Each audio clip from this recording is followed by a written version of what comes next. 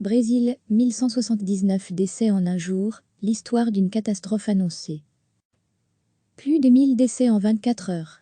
C'est le pire bilan depuis l'arrivée du virus au Brésil. Et de loin, le 12 mai dernier, il était question de 881 morts en une journée. Un record qui est donc très largement dépassé aujourd'hui. Et même si ces chiffres sont impressionnants, ils sont probablement bien loin de refléter la réelle catastrophe qui est en train de se produire au Brésil. Les spécialistes sont formels, le nombre de tests effectués dans cet immense pays est beaucoup trop peu nombreux pour être proche de la réalité. Nous perdons la bataille 12h62 enterrements. C'est à ce rythme infernal que les fossoyeurs du cimetière de Vila Formosa à Sao Paulo travaillent. Une journée sans repos, où les familles se succèdent sans relâche, sans avoir le temps de prier ou de se recueillir. La réalité de la pandémie se dévoile dans cet endroit, ou dans les couloirs des hôpitaux bondés. Nous perdons la bataille contre le virus, c'est la réalité. En ce moment, le virus est en train de gagner la guerre. Les jours qui arrivent, ce long week-end, je ne les vois pas comme des vacances, mais je les vois comme des jours de bataille. Les jours les plus importants dans la lutte contre le virus. Guillemets Dimakova, directeur d'un centre d'urgence de Sao Paulo, est très clair sur ce qui est en train de se passer. Son service n'est pas le seul à arriver à saturation. Selon le ministère de la Santé, les nouveaux cas ont progressé de 17 408 en 24 heures. Et les unités de soins intensifs d'hôpitaux des États de Sao Paulo, Rio de Janeiro, Sud-Est, du Ceará, d'Amazonas ou du Pernambouc, Nord et Nord-Est, sont très proches de la saturation.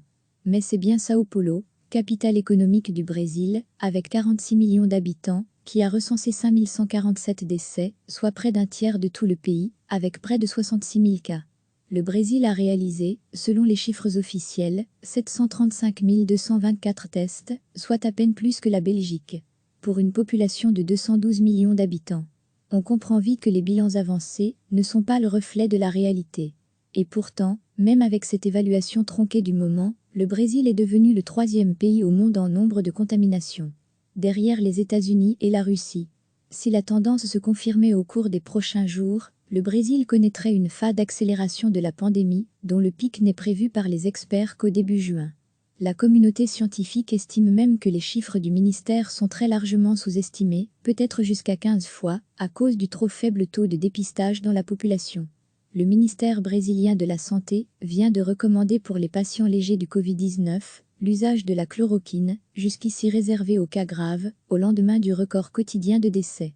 Cette recommandation a été faite dans un document du ministère, dont le ministre, Nelson Teich, avait démissionné vendredi dernier en raison de fortes pressions du président Jair Bolsonaro, convaincu des effets à ce jour non prouvés de la chloroquine, pour lutter contre la pandémie qui a fait déjà près de 18 000 morts au Brésil. Je ne suis pas d'accord, parce que le gouvernement n'exerce pas le rôle d'un leader politique qui unit le Brésil dans cette lutte. Le ministère de la Santé n'articule pas et ne coordonne pas son travail avec les différents États et les municipalités. Le gouvernement sabote la politique de distanciation sociale et vend même l'idée d'un médicament miracle pour résoudre ce problème qui ne correspond pas à la réalité. Cette déclaration est celle d'Humberto Costa, ancien ministre de la Santé du Brésil, sous la présidence de Lula. Plus de 1000 décès en 24 heures. C'est le pire bilan depuis l'arrivée du virus au Brésil. Et de loin, le 12 mai dernier, il était question de 881 morts en une journée. Un record qui est donc très largement dépassé aujourd'hui. Et même si ces chiffres sont impressionnants, ils sont probablement bien loin de refléter la réelle catastrophe qui est en train de se produire au Brésil. Les spécialistes sont formels, le nombre de tests effectués dans cet immense pays est beaucoup trop peu nombreux pour être proche de la réalité. Nous perdons la bataille 12h62 enterrements. C'est à ce rythme infernal que les fossoyeurs du cimetière de Vila Formosa à Sao Paulo travaillent. Une journée sans repos, où les familles se succèdent sans relâche, sans avoir le temps de prier ou de se recueillir. La réalité de la pandémie se dévoile dans cet endroit, ou dans les couloirs des hôpitaux bondés. Nous perdons la bataille contre le virus, c'est la réalité. En ce moment, le virus est en train de gagner la guerre.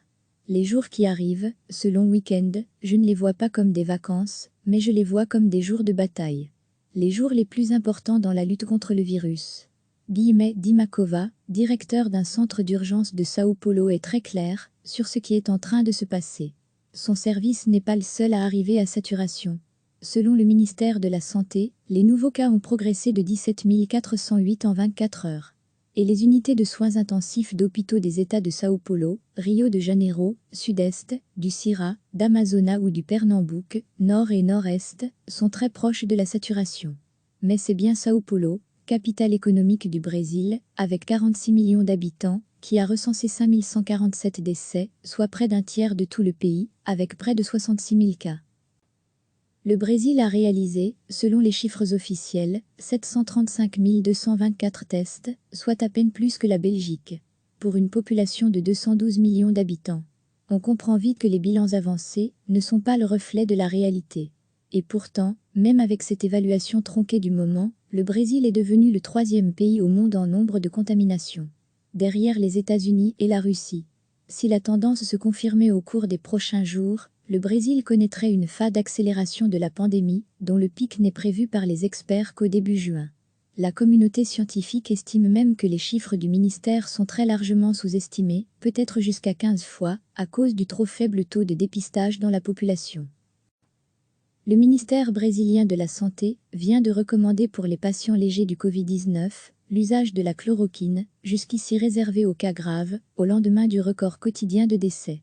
Cette recommandation a été faite dans un document du ministère, dont le ministre, Nelson Teich, avait démissionné vendredi dernier en raison de fortes pressions du président Jair Bolsonaro, convaincu des effets à ce jour non prouvés de la chloroquine, pour lutter contre la pandémie qui a fait déjà près de 18 000 morts au Brésil.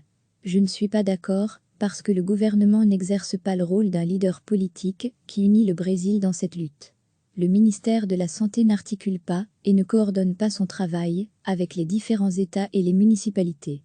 Le gouvernement sabote la politique de distanciation sociale et vend même l'idée d'un médicament miracle pour résoudre ce problème qui ne correspond pas à la réalité. Cette déclaration est celle d'Humberto Costa, ancien ministre de la Santé du Brésil, sous la présidence de Lula. Cliquez sur s'abonner pour recevoir les dernières nouvelles.